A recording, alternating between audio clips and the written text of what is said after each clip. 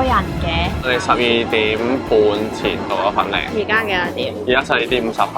我哋已經等咗20分鐘啦。原來咧一日都係得2架車。佢話星期6日都冇加密班次，如果平日嘅話就要行山路上。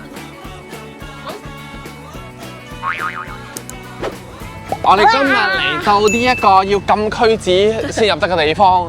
其實都唔知佢 check 唔 check 嘅。我哋咧今日就嚟咗呢度啦，就係谷埔。大家有冇聽過呢？我哋而家咧就喺鹿頸路呢一度啦，就落咗車。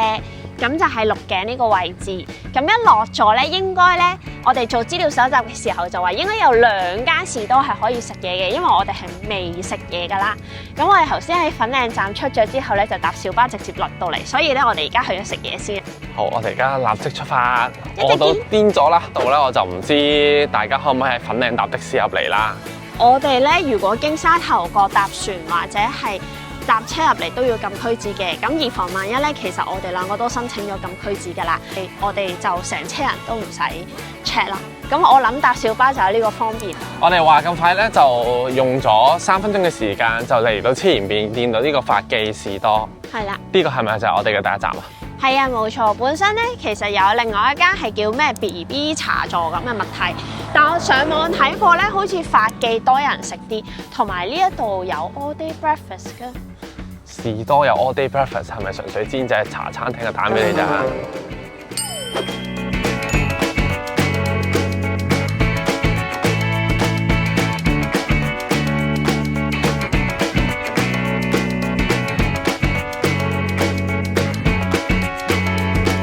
佢有呢個榨菜肉餃子喎，佢真係有 all day breakfast 㗎，仲有薯餅羹添。我哋嚟到咧，見到有支裝嘅維他奶，係暖㗎喎，點好似？係啊，我哋揀咗暖嘅，咁佢13蚊一支。好耐冇飲過樽裝嘅維他奶，仲要係熱嘅，佢仲要係咧喺嗰個鐵箱暖嘅鐵箱度拎出嚟。好熱過7嗰啲好多。咁梗係啦，點同以前我哋樓下嗰啲叫咩啊？麵包鋪嗰啲咧，或者以前咧如果有士多都係飲呢啲熱嘅。跟住就拎翻個樽翻去回收。我冇試過做呢個咁嘅活動。樽裝嘅維他奶咧係唔同味嘅，樽裝維他奶係好飲好多。好中意食福字米粉嘅。本身咧我哋想叫鹹牛肉蛋，但係佢賣晒啦，所以我哋就叫火腿蛋啦。一個all day breakfast 係輕型版嘅到咗啦，咁有隻煎蛋啦，呢個柳鱗布腸啦、煙肉啦，同埋有3粒番薯仔啦，即係一個多士啦，我哋就加咗一個 hash brown 啦、茄汁豆同埋少少沙律。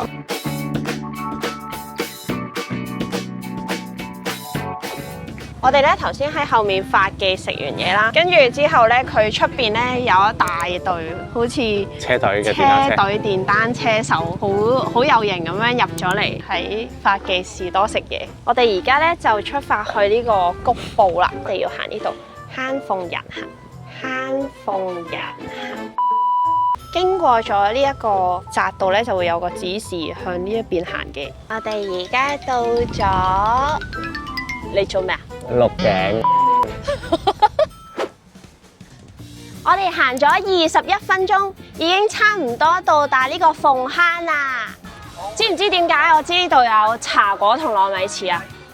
因為佢不如一世，值得一試。疫情到而家冇加過價。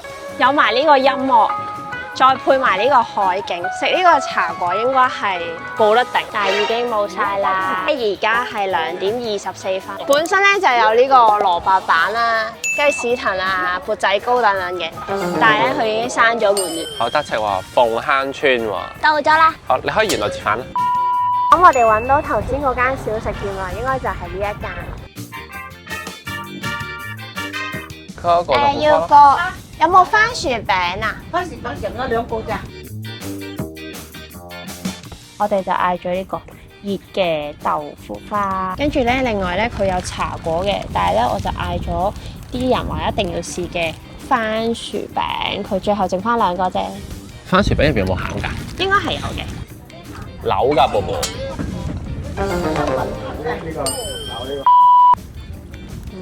如何啊？佢唔係好似茶果咁煙韌嘅，但係咧佢有番薯味嘅甜味，同埋咧佢係腍啲黏啲，一半茶果一半糯米糍啊！我見到佢有餡㗎噃，係咪紅豆餡嚟㗎？好似係紅豆喎，我中意嘅紅豆餡，呢個15蚊。我覺得幾抵，15蚊唔係10蚊呢個喎。 10蚊，佢15蚊係豆腐花。我覺得遠到嚟呢個地方咧，食一個茶果係收10蚊咧，已經算係咁㗎啦。又重蛋味，唔係又重豆。新聞豆腐花有蛋味，我喺度啲乜嘢啊？呢個豆腐花好滿足，仲要淡淡黃糖，正。啲人話咧，如果潮退嘅時候咧，呢一個島仔同埋呢一邊係會連成一齊嘅。但係今日咧係未水退，所以睇唔到。中間咧嗰粒黑色點咧，你係咪以為個塔咧？其實佢係個人嚟嘅，佢係釣緊魚。呢啲係咪咧釣唔到魚咧？今晚就冇得翻轉頭。而家俾大家睇下呢度有幾靚啦！剪接有啲問題，唔係呢啲，唔係呢啲。哎呀，我都話唔係呢個咯，下一個先係啊！我哋終於到咗谷埔啦！谷埔其實係位於香港新界東北沙頭角嘅一條客家村落，擁有近400年嘅歷史㗎啦。佢屬於楊、宋、何、李多個姓氏嘅圍村，沙頭角嘅第2大村。村民呢多數都係做田啦、捕魚為生。高峰嘅時候，人口超過500人㗎。呢一度保留咗老圍、新圍、楊氏宗祠同埋3級歷史建築啟才學校。呢一度村落三面環山，面向沙頭角海，地理位置令到村民呢可以圍海造田，種植稻米、蔬菜等等。喺2戰之後，香港工業化同埋經濟轉型，大部分谷埔嘅村民呢陸續遷移到市區或者海外，導致到而家谷埔嘅村落逐漸老化，好多呢都因為咁樣而家變咗沼澤濕地。不過近年村民同埋鄉郊保育辦公室同埋非政府團體嘅推動之下呢，谷埔而家正陸續展開客家文化同埋建築嘅復育，結合生態旅遊，令到呢一片嘅地帶重新煥發活力啊！啟才學校係富有西式嘅建築風格，佢建於1931年，創校嘅校長呢係宋清，參考咗廣州黃埔軍校嚟設計㗎。佢有3個間隔嘅，前面呢由拱柱支撐住走廊同埋露台，下面嗰層中間呢就係教員室，右邊就係供奉關帝嘅協天宮，而左邊同埋上面嗰2層呢都係課室嚟㗎。而1964年呢喺旁邊亦都加建咗一個平房作為課室，而家已經變咗士多啦。學校因為收生不足呢，喺1993年已經結束，2015年作過翻新，而家已經作為展覽廳之用啦。而谷埔嘅老圍呢，係最早落成嘅村落，擁有400年嘅歷史。佢哋會以數個土為命名客家小村，包括1土、2土、3土、4土、5土等等。佢哋用唔同嘅土呢，就係唔同嘅姓氏，代表唔同嘅村民居住。而家呢，佢哋已經變咗老圍㗎啦，而家已經荒廢咗，但係都好值得大家入去觀賞下㗎。但係當日由於時間關係，李家大宅同埋楊氏大宅都已經關閉，所以我哋只可以拍片俾大家睇返咋。如果你哋有時間，都值得去行一行㗎。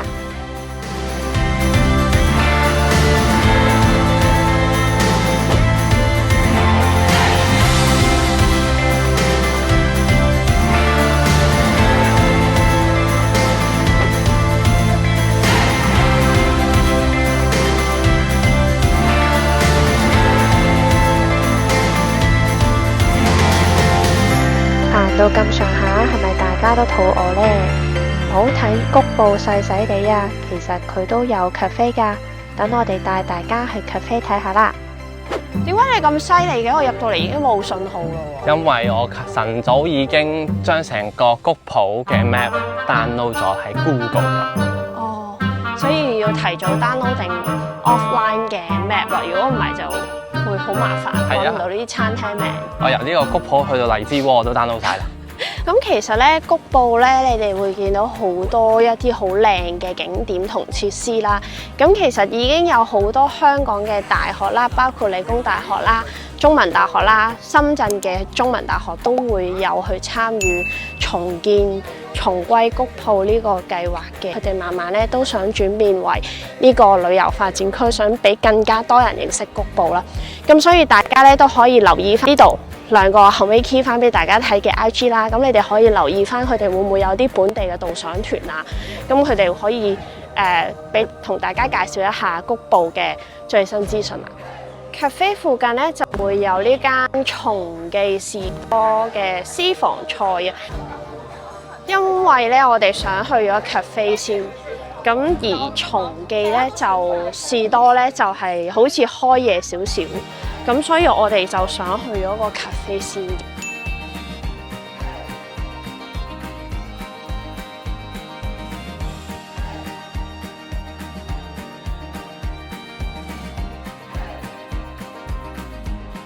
頭先咧，我哋咧見到佢咧係即場剪咗嗰啲葱啦，同埋生菜，就去整生果盤嘅。所以咧，我諗佢啲生菜都幾新鮮。佢呢度仲自己種咗嗰啲車厘子，所以我覺得佢呢個 farm to table 嘅係非常之健康。果啦，有果仁啦、藍莓，又有生菜，仲有提子。佢呢個係勁均衡嘅一個沙律。但呢個沙律咧要88蚊㗎嚇。Tea 咧嚟食都 OK 嘅，但如果想食牛肉麵咧，就要再早啲啦。原來咧呢間松記咧假日先開嘅，咁如果咧要食雞啦，同埋食蠔餅嗰啲咧，最好就2點前到，我哋4點幾先問就冇啦。同埋佢話咧，最好就係2日之前打嚟預訂，即使你即日嚟咧，都要2點之前嚟食。其實佢有外賣嘅嗰啲咩豬肉末啊、揚州炒飯啊，但係我覺得都冇咩特別，所以就算啦，我哋下次再嚟啦。所以今日我哋食唔到呢個客家菜啊，下次嚟食雞。佢個樣同我一樣。so sad 啦，我覺得都呈現到谷埔唔係香港嘅一個傳統嘅地方。咁沿途嘅風景咧係我哋意想不到咁靚㗎，其實係。係啊，同埋有好多紅樹林，我第一次咧咁近距離見到啲紅樹林。好多，係啊。仲有係呢度有間一啲啟才學校啊，93年雖然佢就已經冇開，但係其實你會見到係以前咧嗰種客家人啊。嘅嗰一啲嘅學校嘅一啲嘅古舊建築，其實同上次我哋去羅氏嘅風俗館咧都差唔多，係咪羅屋風俗館定羅氏風俗館？你到今集都未講得啱啊！人哋叫羅屋民族館啊！羅屋民族館係啦，即係羅屋民族館嗰啲嘅 style 或者三棟屋嗰啲 style 咧都似。係，其實佢哋都係講緊一啲238年嘅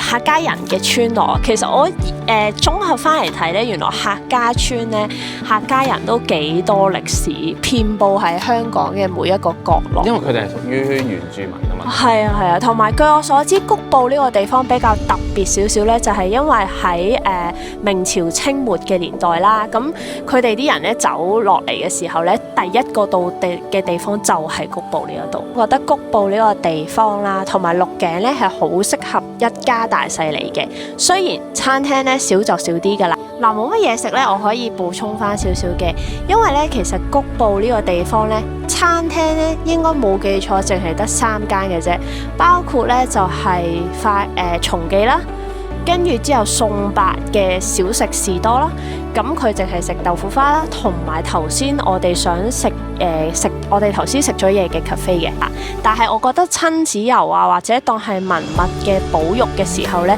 好似呢一度經常性提啦，就係谷埔嘅願景啊。咁我上網都有睇到啦，谷埔其實佢係想發展旅遊區嘅，因為呢度有好多客家村啦，佢哋都好想去保育，佢哋係唔想呢一個地方嘅文化消失啊，所以咧先慢慢有好多嘅本地嘅導賞團啦，嚟到谷埔呢度開本地嘅導賞團嘅。咁我哋希望我哋嘅拍攝啦，同我哋嘅航拍啦，亦都可以能夠為呢個保育咧去出一分力嘅。咁如果咧你對我哋嘅頻道咧想支持我哋嘅話咧，記得 like 啦、comment 啦，同埋最緊要 share 加 subscribe 俾你哋嘅朋友。咁咧，你哋每一個嘅 view 啦，同埋每一個嘅 comment 咧，都係對我哋最大嘅支持。咁我哋下集再見，我哋而家行翻出去，要搭小巴出翻去粉嶺咯。7點半之前要到啊！而家咧係7點鐘，跟住我哋諗住出嚟搭尾班車，因為7點半係尾班車，然後。佢哋司機叔叔好好啊，咁佢首先咧嚟咗2架先嘅，咁我哋呢度 total 咧就有30至40幾人啦，咁咧佢就話7點25分一定會上得晒嘅，咁佢就會咧再安排多咗一架小巴啦，去嚟車我哋。呢度已經有2架小巴噶啦，咁佢首先都安撫咗我哋嘅情緒，所以都非常之好啊，值得稱讚。等到架車。好專業，好專業！我第一次小巴司機咁專業，值得讚啊！我你幾錢啊？